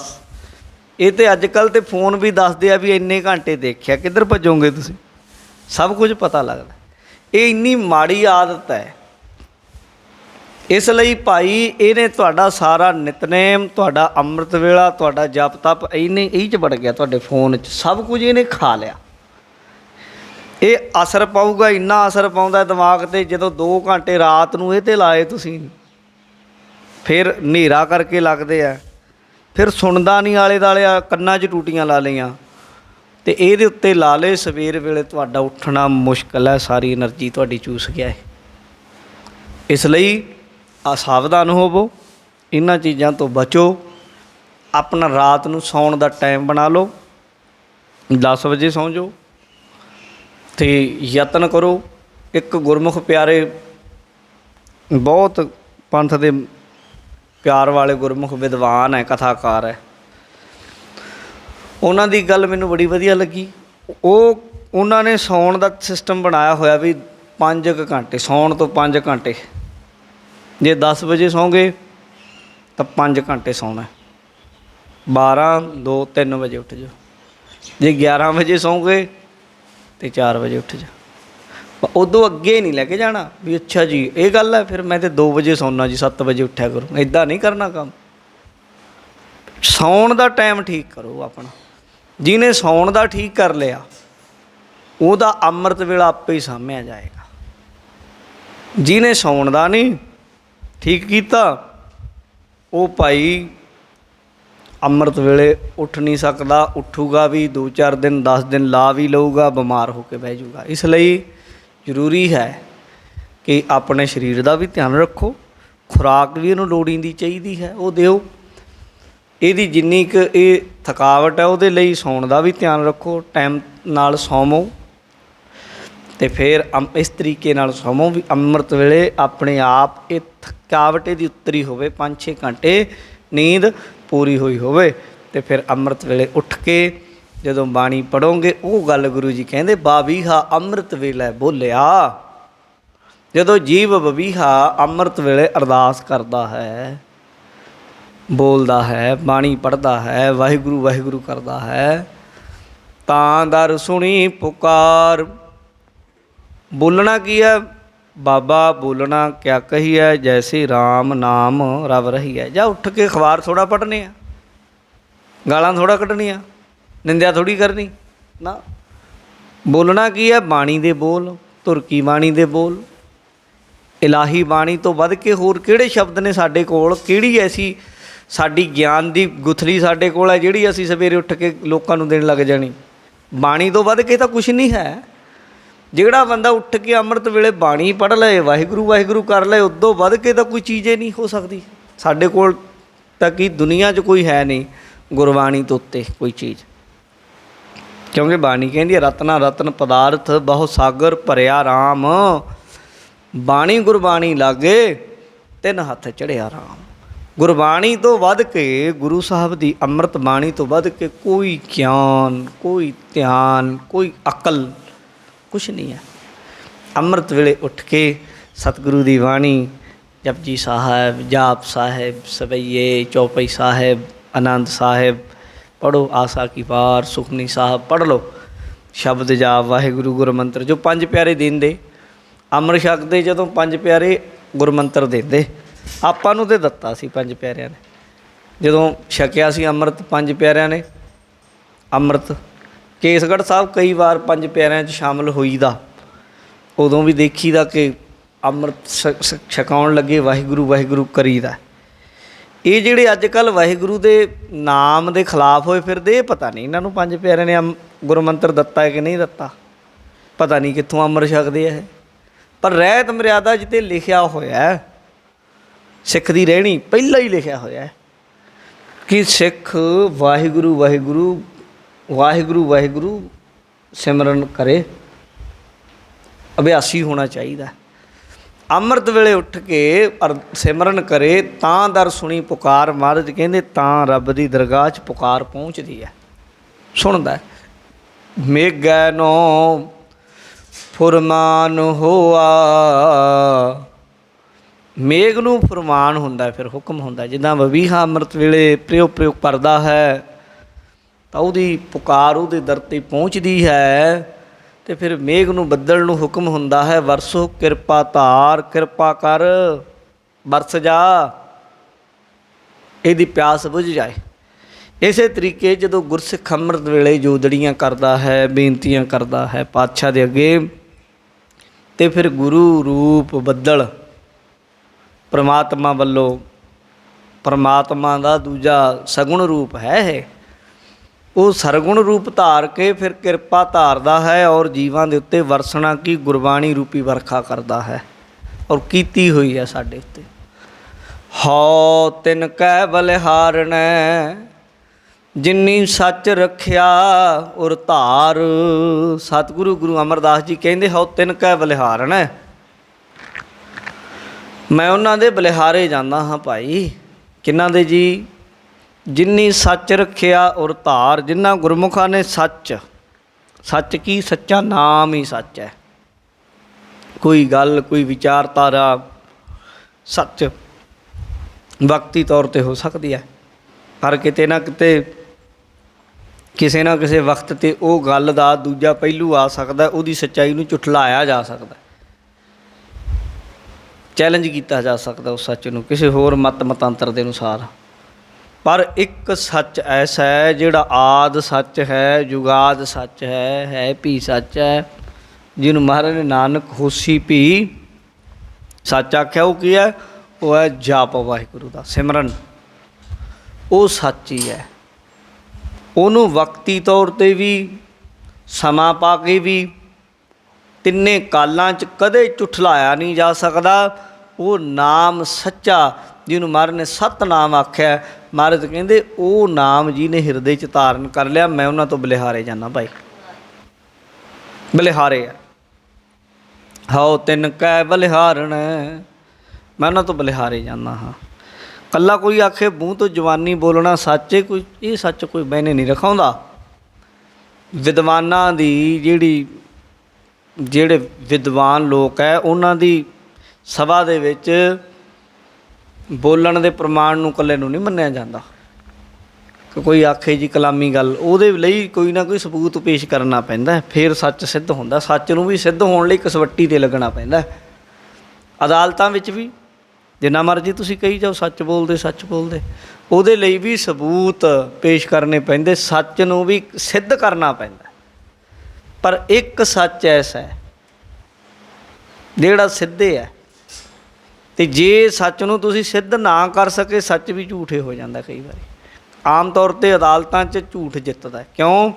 ਉਹਨਾਂ ਕੋਲ ਸੋਰਸ ਐਸੇ ਹੈ, ਇੰਤਜ਼ਾਮ ਐਸੇ ਆ, ਸੱਚ ਨੂੰ ਵੀ ਉਹ ਬਦਲ ਦਿੰਦੇ ਆ, ਗੱਲ ਨੂੰ ਹੋਰ ਤਰੀਕੇ ਨਾਲ ਕਰ ਦਿਓ, ਉਹੀ ਸੱਚ ਝੂਠ ਬਣ ਜਾਂਦਾ। ਇਸ ਤਰੀਕੇ ਸਾਧ ਸੰਗਤ ਜੀ ਅਸਲ ਸੱਚ ਜਿਹੜਾ ਹੈ ਉਹ ਹੈ ਵਾਹਿਗੁਰੂ ਦਾ ਨਾਮ, ਇੱਦੋਂ ਉੱਤੇ ਕੋਈ ਸੱਚ ਨਹੀਂ। ਅਗਰ ਸੱਚ ਹੈ ਤਾਂ ਵਾਹਿਗੁਰੂ ਵਾਹਿਗੁਰੂ ਵਾਹਿਗੁਰੂ ਸਿਮਰਨ ਇਹੀ ਸੱਚ ਹੈ। ਬਾਣੀ ਪੜ੍ਹਨੀ, ਜਪਜੀ ਸਾਹਿਬ, ਜਾਪ ਸਾਹਿਬ, ਇਹ ਸੱਚ ਹੈ। ਇਹ ਐਸਾ ਸੱਚ ਹੈ ਜਿਹੜਾ ਸਦੀਵੀ ਸੱਚ ਹੈ, ਪੂਰੀ ਖੰਡਾਂ ਬ੍ਰਹਿਮੰਡਾਂ ਵਿੱਚ ਸੱਚ ਹੈ। ਅਤੇ ਮਹਾਰਾਜ ਕਹਿੰਦੇ ਮੈਂ ਉਹਨਾਂ ਤੋਂ ਬਲਿਹਾਰੇ ਜਾਂਦਾ ਹਾਂ। ਹਉ ਤਿਨ ਕੈ ਬਲਿਹਾਰਣ, ਜਿੰਨੀ ਸੱਚ ਰੱਖਿਆ ਔਰ ਧਾਰ, ਮੈਂ ਕਹਿੰਦੇ ਉਹਨਾਂ ਤੋਂ ਬਲਿਹਾਰੇ ਜਾਂਦਾ ਹਾਂ। ਗੁਰੂ ਅਮਰਦਾਸ ਜੀ ਜਿਨ੍ਹਾਂ ਨੇ ਹਿਰਦੇ 'ਚ ਨਾਮ ਸੱਚ ਨੂੰ ਧਾਰ ਕਰ ਲਿਆ, ਅੰਦਰ ਰੱਖ ਲਿਆ, ਧਾਰਨ ਕਰ ਲਿਆ। ਨਾਨਕ ਨਾਮੇ ਸਭ ਹਰਿਆਵਲੀ, ਫਿਰ ਉਹ ਸੱਚ ਨੂੰ ਮਹਾਰਾਜ ਨੇ ਅਗਲੀ ਪੰਕਤੀ 'ਚ ਕਲੀਅਰ ਕਰ ਦਿੱਤਾ, ਕਹਿੰਦੇ ਉਹ ਸੱਚ ਕੀ ਨਾਮ, ਨਾਨਕ ਨਾਮੇ ਸਭ ਹਰਿਆਵਲੀ, ਨਾਮ ਨਾਲ ਹੀ ਸਭ ਨੂੰ ਹਰੇਵਾਈ ਮਿਲਣੀ, ਸਭ ਦੀ ਜੜ ਲੱਗੀ ਰਹਿਣੀ। ਅਤੇ ਜਿਹੜੀ ਸਾਧ ਸੰਗਤ ਜੀ ਜੜ ਜਿਸ ਰੁੱਖ ਦੀ ਧਰਤੀ ਨਾਲ ਲੱਗੀ ਆ, ਉਹ ਬਾਹਰੋਂ ਪੱਤੇ ਵੀ ਉਹਦੇ ਹਰੇ, ਉਹਦੇ ਫੁੱਲ ਵੀ ਹਰੇ, ਉਹਦੀਆਂ ਟਾਹਣੀਆਂ ਵੀ ਹਰੀਆਂ। ਅਤੇ ਜਿਹਦੀ ਜੜ ਟੁੱਟ ਗਈ, ਪੇੜ ਮੁੰਡਾਹੋਂ ਕੱਟਿਆ, ਤਿਸ ਡਾਲ ਸੁਕੰਦੇ, ਉਹਦੀ ਹਰੇਵਾਈ ਉੱਡ ਜਾਏਗੀ। ਇਸੇ ਤਰ੍ਹਾਂ ਹੀ ਜਿਸ ਹਿਰਦੇ ਦੇ ਵਿੱਚੋਂ ਨਾਮ ਚਲਾ ਗਿਆ, ਉਹਨੇ ਸੁੱਕ ਜਾਣਾ, ਖੁਸ਼ਕ ਹੋ ਜਾਣਾ, ਉਹਨੇ ਮਰ ਜਾਣਾ ਆਤਮਿਕ ਤੌਰ 'ਤੇ। ਇਸ ਲਈ ਮਹਾਰਾਜ ਜੀ ਕਹਿੰਦੇ ਨਾਨਕ ਨਾਮੇ ਸਭ ਹਰਿਆਵਲੀ, ਨਾਮ ਕਰਕੇ ਹੀ ਭਾਈ ਸਾਰੇ ਹਰੇ ਭਰੇ ਹੁੰਦੇ ਹਨ, ਖੁਸ਼ੀਆਂ ਮਿਲਦੀਆਂ ਹਨ, ਆਨੰਦ ਮਿਲਦਾ ਹੈ, ਰੌਣਕਾਂ ਹਨ। ਗੁਰ ਕੈ ਸ਼ਬਦ ਵਿਚਾਰ, ਕਹਿੰਦੇ ਭਾਈ ਜਿਹੜੇ ਗੁਰੂ ਦੀ ਸ਼ਬਦ ਦੀ ਵਿਚਾਰ ਕਰਦੇ ਹਨ, ਉਹਨਾਂ ਨੂੰ ਨਾਮ ਦੇ ਰਾਹੀਂ ਹਰਿਆਵਲ ਮਿਲਦੀ ਹੈ, ਉਹਨਾਂ ਨੂੰ ਨਾਮ ਦੀ ਖੁਸ਼ੀ ਪ੍ਰਾਪਤ ਹੁੰਦੀ ਹੈ, ਉਹਨਾਂ ਨੂੰ ਨਾਮ ਦਾ ਖੇੜਾ ਮਿਲਦਾ ਹੈ, ਉਹਨਾਂ ਦੇ ਅੰਦਰ ਭਾਵ ਨਾਮ ਦਾ ਰੰਗ ਹੁੰਦਾ ਹੈ। ਮਹੱਲਾ ਤੀਜਾ, ਤੀਜੇ ਪਾਤਸ਼ਾਹ ਸਮਝਾ ਰਹੇ, ਬਾਬੀਹਾ ਇਵ ਤੇਰੀ ਤੇ ਖਾਨਾ ਉਤਰੈ, ਜੇ ਸੌ ਕਰਹਿ ਪੁਕਾਰ ਐਬ ਬੀਹੇ, ਤੇਰੀ ਪਿਆਸ ਇੱਦਾਂ ਨਹੀਂ ਉਤਰਨੀ, ਜੇ 100 ਵਾਰ ਪੁਕਾਰਾਂ ਕਰੀ ਜਾ, ਇੱਦਾਂ ਨਹੀਂ। ਇਹ ਜੀਵ ਬਵੀਹੇ, ਤੂੰ ਸਾਰਾ ਦਿਨ ਬੋਲੀ ਜਾ, ਤੇਰੀਆਂ ਗੱਲਾਂ ਦਾ ਕੋਈ ਮੁੱਲ ਥੋੜ੍ਹਾ ਨਾ, ਭਾਵੇਂ 100 ਵਾਰੀ ਕਹੀ ਜਾ। ਫਿਰ ਕਹਿੰਦੇ ਨਾ, ਇਉਂ ਨਹੀਂ ਗੱਲ ਬਣਨੀ, ਬਣੂ ਕਿਵੇਂ? ਨਦਰੀ ਸਤਿਗੁਰ ਪਾਈਐ ਨਦਰੀ ਉਪਜੈ ਪਿਆਰ। ਜਦੋਂ ਮਿਹਰ ਕਰੇ ਤਾਂ ਗੁਰੂ ਦੀ ਪ੍ਰਾਪਤੀ ਹੁੰਦੀ ਅਤੇ ਉਹਦੇ ਨਾਲ ਤੇਰੇ ਅੰਦਰ ਪਿਆਰ ਪੈਦਾ ਹੁੰਦਾ, ਉਹਦੀ ਮਿਹਰ ਹੋਵੇ ਤਾਂ। ਮੈਂ ਇੱਕ ਗੁਰਮੁਖ ਮਹਾਤਮਾ ਦੇ ਬਚਨ ਪੜ੍ਹ ਰਿਹਾ ਸੀ। ਉਹਨਾਂ ਲਿਖਿਆ, ਕਹਿੰਦੇ ਮੈਂ ਪਹਿਲਾਂ ਸੁਣਦਾ ਹੁੰਦਾ ਜਦੋਂ ਅਰਦਾਸ ਕਰਨੀ, ਦਸੇ ਪਾਤਸ਼ਾਹੀਆਂ ਦੇ ਨਾਂ ਲੈਣੇ, ਫਿਰ ਪੰਜਾਂ ਪਿਆਰਿਆਂ, ਚਾਰਾਂ ਸਾਹਿਬਜ਼ਾਦਿਆਂ ਦਾ ਜ਼ਿਕਰ ਕਰਨਾ, ਫਿਰ ਹਠੀਆਂ ਜੱਪੀਆਂ ਤੱਪੀਆਂ ਮੁਰੀਦਾਂ ਦਾ ਜ਼ਿਕਰ ਕਰਨਾ, ਉਹ ਪੰਜਾਂ ਤਖਤਾਂ ਸਾਰਿਆਂ ਦੀ ਗੱਲ ਕਰਨ ਤੋਂ ਬਾਅਦ ਉਦੋਂ ਬਾਅਦ ਆਪਣੀ ਕਿਤੇ ਛੋਟੀ ਜਿਹੀ ਗੱਲ ਰੱਖਣੀ ਵਿੱਚ ਵੀ ਮੈਨੂੰ ਪਾਸ ਕਰਾ ਦੇ, ਛੋਟੀ ਜਿਹੀ 1 ਸਕਿੰਟ ਦੀ ਗੱਲ ਆਪਣੀ ਕਰਨੀ, 2 ਸਕਿੰਟ ਦੀ। ਫਿਰ ਉਹਨਾਂ ਆਖਿਆ, ਕਹਿੰਦੇ ਮੇਰੇ ਮਨ 'ਚ ਖਿਆਲ ਆਉਂਦਾ ਸੀ ਵੀ ਗੱਲ ਤਾਂ ਐਡੀ ਕਰਨੀ, ਸਿੱਧੀ ਨਹੀਂ ਕਹਿ ਸਕਦੇ, ਆਪਣਾ ਹੀ ਬਾਪੂ ਹੈ, ਸਿੱਧੀ ਨਹੀਂ ਉਹਨੂੰ ਕਹਿ ਸਕਦੇ ਵੀ ਤੂੰ ਆ ਮੇਰਾ ਬਸ ਮੈਨੂੰ ਪਾਸ ਕਰਾ ਦੇ। ਇੰਨਾ ਕੁਝ ਕਰਨ ਦੀ ਕੀ ਲੋੜ ਹੈ? ਸਾਡੇ ਵਿਦਵਾਨਾਂ ਨੇ ਇੰਨੀ ਵੱਡੀ, ਪਹਿਲਾਂ 10ਵੇਂ ਪਾਤਸ਼ਾਹ ਨੇ ਲਿਖੀ ਹੋਈ ਅਰਦਾਸ ਆ 9 ਪਾਤਸ਼ਾਹੀਆਂ ਤੱਕ, ਉਹ ਅੱਗੇ ਐਡ ਕੀਤੀ ਹੋਈ ਹੈ। ਫਿਰ ਅੱਗੇ ਪੰਥ ਨੇ ਐਡੀ ਵੱਡੀ ਅਰਦਾਸ ਬਣਾਈ, ਇਹਦਾ ਕੀ ਮਤਲਬ ਹੈ? ਕਹਿੰਦੇ ਮੈਂ ਹਮੇਸ਼ਾ ਸ਼ੰਕਾ ਜਿਹੇ 'ਚ ਰਹਿਣਾ ਵੀ ਇਹਦਾ ਲੋੜ ਤਾਂ ਹੈ ਨਹੀਂ। ਪਰ ਉਹ ਕਹਿੰਦੇ ਵੀ ਇੱਕ ਕਹਾਣੀ ਤੋਂ ਮੈਨੂੰ ਬੜੀ ਸਿੱਖਿਆ ਮਿਲੀ। ਉਹ ਕਹਾਣੀ ਕਹਿੰਦੇ ਪੜ੍ਹੀ ਕਿਸੇ ਦੀ, ਉਹਨਾਂ ਮਹਾਤਮਾ ਨੇ ਦੱਸਿਆ, ਕਹਿੰਦੇ ਇੱਕ ਵਾਰ ਬੜੇ ਔਖੇ ਵੇਲੇ ਸੀ ਅਤੇ ਬੜੇ ਔਂਕੜਾਂ ਭਰੇ ਜੀਵਨ ਸਮੇਂ ਦੇ ਵਿੱਚ ਇੱਕ ਰਾਤ ਨੂੰ ਇੱਕ ਸਿੱਖ ਦੇ ਘਰ ਰਾਤ ਨੂੰ ਕੋਈ ਰਾਹੀ ਆਇਆ, ਉਹਨੇ ਦਰਵਾਜ਼ਾ ਖਟਖਟਾਇਆ। ਹੈ ਸੀ ਉਹ ਰਾਹੀ ਮੁਸਲਮਾਨ। ਉਹਨੇ ਦਰਵਾਜ਼ਾ ਖਟਕਾਇਆ ਅਤੇ ਉਹਨੇ ਆਖਿਆ ਕਿ ਭਾਈ ਮੈਨੂੰ ਦਰਵਾਜ਼ਾ ਖੋਲ੍ਹ। ਕਹਿੰਦਾ ਬਈ, ਉਹਨੇ ਪੁੱਛਿਆ ਕੌਣ ਹੈ ਤੂੰ, ਤੇਰਾ ਨਾਂ ਕੀ? ਉਹਨੇ ਦੱਸਿਆ ਜੀ ਮੇਰਾ ਆਹ ਨਾਮ ਹੈ, ਮੁਹੰਮਦ ਫਲਾਣਾ ਮੇਰਾ ਨਾਮ ਹੈ, ਮੈਂ ਰਾਹੀ ਹਾਂ, ਮੈਂ ਔਖਾ, ਮੈਨੂੰ ਦਰਵਾਜ਼ਾ ਖੋਲ੍ਹ ਦੇ। ਕਹਿੰਦੇ ਉਹ ਬੰਦੇ ਨੇ ਆਖਿਆ ਵੀ ਗੱਲ ਸੁਣ, ਵੀ ਔਖਾ ਵੇਲਾ, ਔਂਕੜਾਂ ਦਾ ਬਹੁਤ ਹੈ, ਯਕੀਨ ਕਰਨ ਦਾ ਹੈ ਨਹੀਂ, ਅਤੇ ਤੂੰ ਇੱਥੇ ਨਾ ਖੜ ਕਿਉਂਕਿ ਲੋਕਾਂ ਨੂੰ ਲੋਕ ਮਾਰ ਰਹੇ ਆ, ਔਖਾ ਵੇਲਾ, ਅਤੇ ਤੂੰ ਚੱਲ ਜਾ ਇੱਥੋਂ, ਮੈਂ ਦਰਵਾਜ਼ਾ ਨਹੀਂ ਖੋਲ੍ਹਣਾ। ਜੇ ਤੂੰ ਧੱਕਾ ਕਰੇਂਗਾ ਹਟੇਂਗਾ ਨਹੀਂ, ਮੈਂ ਸ਼ਸਤਰਧਾਰੀ ਅੱਗੇ, ਫਿਰ ਇੱਥੇ ਲੜਾਈ ਹੋਊਗੀ, ਅਤੇ ਨਿਕਲ ਜਾ। ਕਹਿੰਦੇ ਉਹ ਬੰਦੇ ਨੇ, ਉਹ ਨਿਕਲਿਆ ਨਹੀਂ, ਉਹਨੇ ਦਰਵਾਜ਼ਾ ਫਿਰ ਖੜਕਾਇਆ ਅਤੇ ਉਹਨੇ ਆਖਿਆ ਗੁਰੂ ਨਾਨਕ ਦਾ ਵਾਸਤਾ ਤੈਨੂੰ ਦਰਵਾਜ਼ਾ ਖੋਲ੍ਹ, ਤੈਨੂੰ ਗੁਰੂ ਤੇਗ ਬਹਾਦਰ ਸਾਹਿਬ, ਗੁਰੂ ਗੋਬਿੰਦ ਸਿੰਘ ਮਹਾਰਾਜ ਦਾ ਵਾਸਤਾ ਹੈ, ਮੈਂ ਤੇਰਾ ਕੁਛ ਨਹੀਂ ਕਰ। ਕਹਿੰਦੇ ਜਦੋਂ ਉਹਨੇ ਇਉਂ ਗੱਲ ਆਖੀ ਨਾ, ਕਹਿੰਦੇ ਉਹਦੀ ਦਰਵਾਜ਼ਾ ਖੁੱਲ੍ਹ ਗਿਆ। ਸਿੱਖ ਦੇ ਅੱਗੇ ਜਦੋਂ ਕੋਈ ਆਖੇ ਗੁਰੂ ਨਾਨਕ ਦਾ ਵਾਸਤਾ, ਉਹਨਾਂ ਦੀ ਜਾਮ ਨਹੀਂ ਲੈਣਾ, ਦਰਵਾਜ਼ਾ ਖੋਲ੍ਹ, ਦਰਵਾਜ਼ਾ ਖੁੱਲ੍ਹ ਗਿਆ। ਕਹਿੰਦੇ ਉਹ ਸਿੱਖਿਆ ਤੋਂ ਮੈਨੂੰ ਬੜੀ ਸਿੱਖਿਆ ਮਿਲੀ ਵੀ ਇਹ ਜਿਹੜੇ ਇੰਨਿਆਂ ਦੇ ਅਸੀਂ ਨਾਂ ਲੈਂਦੇ ਹਾਂ ਨਾ, ਉਹ ਆਪਣੀ ਰੱਖਦੇ ਆ ਵੀ ਆਹ ਵੀ ਉਹਨਾਂ ਨੂੰ ਜਾਮਨ ਪਾ ਕੇ ਵਿੱਚ ਉਹਨਾਂ ਦੀ ਗਰੰਟੀ ਹੁੰਦੀ ਹੈ ਵਿੱਚ। ਅਸੀਂ ਉਹਨਾਂ ਸਾਰਿਆਂ ਨੂੰ ਜਦੋਂ ਉਹਨਾਂ ਸਾਰਿਆਂ ਦੀ ਅੱਗੇ ਗੱਲ ਰੱਖਦੇ ਆ ਨਾ, ਫਿਰ ਉਹਦੀ ਰਹਿਮਤ ਦੇ ਦਰਵਾਜ਼ੇ ਸਾਡੇ ਲਈ ਖੁੱਲ੍ਹਦੇ ਆ। ਉਹ ਲਾਜ਼ਮੀ ਹੈ, ਉਹ ਸਾਰੇ ਇਕੱਲੇ ਇਕੱਲੇ ਦਾ ਨਾਮ ਜਿਹੜਾ ਪੰਥ 'ਚ ਲਿਆ, ਐਵੇਂ ਹੀ ਨਹੀਂ ਸਾਡਾ ਟਾਈਮ ਵੀ 5 ਮਿੰਟ ਸਾਡੇ ਖਰਾਬ ਕੀਤੇ ਉਹਨਾਂ ਨੇ, ਇੱਦਾਂ ਨਹੀਂ ਹੈ। ਸਾਡੀ ਇੰਨੀ ਪਹੁੰਚ ਨਹੀਂ ਵੀ ਅਸੀਂ ਆਪਣੀ ਗੱਲ ਸਿੱਧੀ ਕਰ ਸਕੀਏ, ਸਾਨੂੰ ਕੌਣ ਜਾਣਦਾ ਕੀ ਆ ਅਸੀਂ, ਸਾਡੇ ਇੱਕ ਦੂ ਇੱਕ ਝੜਨਦੀਆਂ ਹੈ ਨਾ, ਕੌਣ ਜਾਣਾ ਮੇਰਾ ਨਾਉ ਜੀਓ। ਪਰ ਜਦੋਂ ਅਸੀਂ ਉਹਨਾਂ ਵੱਡਿਆਂ ਦਾ ਜ਼ਿਕਰ ਕਰਦੇ ਹਾਂ ਜਿਨ੍ਹਾਂ ਨੇ ਧਰਮ ਲਈ ਕੁਰਬਾਨੀਆਂ ਦਿੱਤੀਆਂ, ਚਰਖੜੀਆਂ 'ਤੇ ਚੜ੍ਹਦੇ ਆ, ਜਦੋਂ ਅਸੀਂ ਉਹਨਾਂ ਦੀ ਗੱਲ ਕਰਦੇ ਹਾਂ ਨਾ, ਫਿਰ ਉਹਨਾਂ ਦੇ ਰਾਹੀਂ ਫਿਰ ਸਾਡੇ ਉੱਤੇ ਬਖਸ਼ਿਸ਼ ਹੁੰਦੀ ਆ। ਇਹ ਗੱਲ ਯਾਦ ਰੱਖਿਓ। ਇਉਂ ਹੀ ਮਹਾਰਾਜ ਕਹਿੰਦੇ ਨੇ, ਕਹਿੰਦੇ ਬਾਬੀਹਾ ਇਹ ਤੇਰੀ ਤੇ ਖਾਨਾ ਉਤਰੈ, ਜੇ ਸੌ ਕਰੈ ਪੁਕਾਰ। ਤੂੰ 1000 ਵਾਰ ਪੁਕਾਰਾਂ ਕਰੀ ਜਾ, ਤੂੰ ਆਪਣੇ ਆਪ ਤੂੰ ਕੀ ਕਰ ਲਏਂਗਾ? ਤੂੰ ਆਖੇ ਮੈਂ ਆਪੇ ਹੀ ਕਰ ਲੂੰ ਜੀ, ਮੈਨੂੰ ਤਾਂ ਗੁਰੂ ਦੀ ਲੋੜ ਹੈ ਨਹੀਂ ਜੀ, ਮੈਂ ਆਪੇ ਹੀ ਸਭ ਕੁਛ ਕਰਨਾ। ਉਹ ਤੂੰ ਕੀ ਆ? ਕੁਛ ਵੀ ਨਹੀਂ ਆਪੇ ਵਾਲਾ। ਨਦਰੀ ਸਤਿਗੁਰ ਪਾਈ ਹੈ, ਉਹ ਮਿਹਰ ਕਰਦਾ ਜਦੋਂ, ਫਿਰ ਗੁਰੂ ਨਾਲ ਮਿਲਾਪ ਹੁੰਦਾ। ਕੋਈ ਆਖੇ ਆਪਣੇ ਆਪ ਹੀ ਕਰ ਲੂੰ ਨਾ, ਨਦਰੀ ਉਪਜੈ ਪਿਆਰ, ਉਹਦੀ ਕਿਰਪਾ ਨਾਲ ਇਹ ਪਿਆਰ ਪੈਦਾ ਹੁੰਦਾ ਹੈ, ਉਹਦੀ ਮਿਹਰ ਨਾਲ ਹੀ ਉਹ ਮਿਲਦਾ ਹੈ। ਨਾਨਕ ਸਾਹਿਬ ਮਨ ਵਸੈ, ਵਿੱਚੋਂ ਜਾਹੇ ਵਿਕਾਰ। ਕਹਿੰਦੇ ਫਿਰ ਸਾਹਿਬ ਮਨ 'ਚ ਵਸ ਜਾਂਦਾ ਹੈ ਅਤੇ ਅੰਦਰੋਂ ਵਿਕਾਰਾਂ ਦੀ ਤਪਸ਼ ਚਲੀ ਜਾਂਦੀ ਹੈ। ਪੌੜੀ ਇੱਕ ਜੈਨੀ ਉੱਜੜ ਪਾਏ ਧੁਰਹੋਂ ਖੁਆਇਆ। ਫਿਰ ਪੌੜੀ ਵਿੱਚ ਕਹਿ ਰਹੇ ਗੁਰੂ ਨਾਨਕ ਦੇਵ ਜੀ, ਇੱਕ ਜੈਨੀ ਮਿਲੇ ਜਦੋਂ, ਕਈ ਸਾਰੇ ਉਹਨਾਂ ਦੀ ਕਿਰਿਆ ਜਦੋਂ ਗੁਰੂ ਜੀ ਨੇ ਦੇਖੀ, ਉਹ ਬਿਲਕੁਲ ਹੀ ਨਾਸਤਿਕ, ਨਾ ਰੱਬ ਨੂੰ ਮੰਨਦੇ ਨਾ ਕੁਛ ਹੋਰ। ਮਹਾਰਾਜ ਗੁਰੂ ਨਾਨਕ ਜੀ ਨੇ ਆਖਿਆ, ਕਹਿੰਦੇ ਇੱਕ ਜੈਨੀ ਉੱਜੜ ਪਾਏ, ਇਹ ਉੱਜੜ ਗਲਤ ਰਾਹ 'ਤੇ ਪੈ ਗਏ। ਧੁਰੋਂ ਖੁਆਇਆ ਰੱਬ ਵੱਲੋਂ, ਗਵਾਚੇ ਹੋਏ ਆ, ਟੁੱਟੇ ਹੋਏ ਹਨ ਇਹ। ਤਿੰਨ ਮੁਖ ਨਾਹੀ ਨਾਮ, ਨਾ ਤੀਰਥ ਨਹਾਇਆ। ਉਹਨਾਂ ਮੂੰਹ 'ਚੋਂ ਨਾਮ ਨਹੀਂ ਜਪਦੇ, ਨਾਮ ਤਾਂ ਹੈ ਨਹੀਂ ਉਹਨਾਂ ਕੋਲ। ਨਾ ਤੀਰਥ ਨਹਾਇਆ, ਜਦੋਂ ਨਹਾਉਣਾ ਹੀ ਨਹੀਂ ਤੀਰਥ ਕੀ ਹੋਣੇ ਉਹਨਾਂ ਦੇ। ਜੇ ਸੁਰਖ ਹੱਥੇ ਨਹਾਵੈ ਨਾਹੀ, ਸੱਤ ਚੱਟੇ ਸਿਰ ਛਾਈ। ਮਹਾਰਾਜ ਕਹਿੰਦੇ ਜਦੋਂ ਨਹਾਉਣਾ ਹੀ ਨਹੀਂ ਉਹਨਾਂ ਦੇ ਸਿਰ 'ਚ ਸਵਾਹ ਮੁੱਠੀਆਂ ਪਾ ਦੋ, 100 ਵੀ ਲੈ, ਫਿਰ ਸਵਾਹ ਪਾ ਲੈ ਸਿਰ 'ਚ। ਮਹਾਰਾਜ ਕਹਿੰਦੇ ਨਾ ਤੀਰਥਾਂ 'ਤੇ ਜਾਂਦੇ, ਨਾ ਨਾਮ ਜਪਦੇ। ਹੱਥੀ ਸਿਰ ਖੋਹਾਇਨ, ਭੱਦ ਕਰਾਇਆ।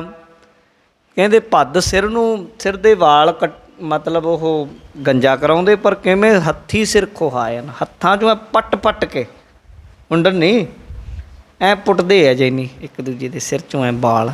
ਫਿਰ ਨਾਲ ਕਹਿੰਦੇ ਅਬ ਦੁੱਖ ਫੇਰ ਸੁੱਖ, ਅਬ ਦੁੱਖ ਫੇਰ ਸੁੱਖ, ਐਂ ਪੱਟਦੇ ਆ। ਸਵਾਹ ਮੜ ਲੈਂਦੇ ਇੱਦਾਂ ਵੀ ਹੱਥ ਤਿਲਕੇ ਨਾ ਕੇਸਾਂ 'ਚ, ਐਂ ਮਾਰਦੇ ਝਟਕਾ, ਫਿਰ ਜੜ 'ਚੋਂ ਪੁੱਟ ਦਿੰਦੇ। ਮਹਾਰਾਜ ਕਹਿੰਦੇ ਇਹ ਕੀ ਕਰੀ ਜਾਂਦੇ ਆ? ਹੱਥਾਂ ਦੇ ਨਾਲ ਸਿਰ ਦੇ ਕੇਸ ਪੱਟ ਦਿੰਦੇ, ਗੰਜਾ ਕਰ ਦਿੰਦੇ। ਕੁਚਲ ਰਹਿ ਦਿਨ ਰਾਤ, ਸ਼ਬਦ ਨਾ ਭਾਇਆ। ਗੰਦੇ ਰਹਿੰਦੇ, ਮੈਲੇ ਰਹਿੰਦੇ ਦਿਨ ਰਾਤ। ਸ਼ਬਦ ਉਹਨਾਂ ਨੂੰ ਚੰਗਾ ਨਹੀਂ ਲੱਗਦਾ, ਗੁਰੂ ਦੀ ਬਾਣੀ, ਗੁਰੂ ਕੀ ਵਿਚਾਰ, ਰੱਬ ਦਾ ਸ਼ਬਦ ਉਹ ਨਹੀਂ। ਤਿੰਨ ਜਾਤ, ਨਾ ਪੱਤ ਨਾ ਕਰਮ, ਜਨਮ ਗਵਾਇਆ। ਨਾ ਉਹਨਾਂ ਨੂੰ ਕੋਈ ਜਾਤ ਕਹਿ ਲਓ ਕਿ ਬੁੱਧੀ ਨਹੀਂ ਹੈ, ਉਹਨਾਂ ਦੀ ਕੋਈ ਅਕਲ ਨਹੀਂ ਹੈ। ਨਾ ਪੱਤ ਹੈ, ਕੋਈ ਇੱਜ਼ਤ ਹੈ, ਨਾ ਕੋਈ ਕਰਮ ਹੈ, ਨਿੱਤ ਨਮਿੱਤ ਪ੍ਰਾਸ਼ਚਿਤ ਕੁਛ ਨਹੀਂ। ਕਹਿੰਦੇ ਬਸ ਅਸੀਂ ਤੇ ਜੀ ਉੱਠ ਗਏ ਜੀ ਉੱਤੇ। ਜਨਮ ਗਵਾਇਆ, ਮਹਾਰਾਜ ਕਹਿੰਦੇ ਜਨਮ ਗਵਾ ਲਿਆ ਉਹਨਾਂ ਨੇ ਭਾਈ। ਮਨ ਜੂਠਾ ਵੇ ਜਾਤ, ਜੂਠਾ ਖਾਇਆ। ਮਨ ਦੇ ਜੂਠੇ ਹਨ, ਵੇ ਜਾਤ ਹਨ, ਭਾਵ ਆਪਣੀ ਗਿਆਤ ਨਹੀਂ ਹੈ, ਵੇ ਜਾਤੀ ਜਾਣਦੇ ਨਹੀਂ, ਆਪਣੇ ਆਪ ਨੂੰ ਭੁੱਲੇ ਹੋਏ ਹਨ। ਜੂਠਾ ਖਾਈ ਜਾਂਦੇ ਇੱਕ ਦੂਜੇ ਦਾ। ਬਿਨ ਸ਼ਬਦ ਆਚਾਰ, ਨਾ ਕਿਨਹੀ ਪਾਇਆ। ਸ਼ਬਦ ਤੋਂ ਬਿਨਾਂ ਜੀਵਨ ਦੀ ਆਚਾਰ ਆਚਰਨ ਰਹਿਣੀ ਪਤਾ ਨਹੀਂ ਲੱਗਦੀ, ਗੁਰੂ ਦੇ ਉਪਦੇਸ਼ ਤੋਂ ਬਿਨਾਂ ਭਾਈ। ਗੁਰਮੁਖ ਓਅੰਕਾਰ ਸੱਚ ਸਮਾਇਆ। ਪਰ ਗੁਰਮੁਖ ਹਨ ਜਿਹੜੇ ਇੱਕ ਓਅੰਕਾਰ ਵਾਹਿਗੁਰੂ ਦੀ ਜਾਪ ਵਿੱਚ ਜੁੜਦੇ, ਉਹ ਸੱਚ ਵਿੱਚ ਜੁੜ ਜਾਂਦੇ ਹਨ। ਔਰ ਉਹਨਾਂ ਦੇ ਲੋਕ ਸੁਖੀਏ, ਪਰਲੋਕ ਸੁਹੇਲੇ ਹੁੰਦੇ ਹਨ। ਅਤੇ ਦੂਜੇ ਇੰਨੀ ਤਿਆਦਕ ਜਿਹੜੀ ਆਹ ਕਿਰਿਆ ਕਰਦੇ, ਮਹਾਰਾਜ ਕਹਿੰਦੇ ਉੱਜੜ ਵਿੱਚ ਪਏ ਹੋਏ ਹਨ। ਇਹਨਾਂ ਦੇ ਪਿੱਛੇ ਨਾ ਲੱਗਣਾ ਹੈ, ਜਨਮ ਵਿਅਰਥ ਨਹੀਂ ਗਵਾਉਣਾ ਹੈ। ਕਿਉਂ ਗੁਰੂ ਜੀ ਨੇ ਉਪਦੇਸ਼ ਦਿੱਤਾ। ਸਮੇਂ ਦੀ ਸਮਾਪਤੀ ਹੋਈਆਂ ਭੁੱਲਾਂ ਦੀ ਖਿਮਾ। ਸਮੂਹ ਸੰਗਤ ਦਾ ਧੰਨਵਾਦ। ਬੁਲਾਓ ਫਤਿਹ। ਵਾਹਿਗੁਰੂ ਜੀ ਕਾ ਖਾਲਸਾ, ਵਾਹਿਗੁਰੂ ਜੀ ਕੀ ਫਤਿਹ।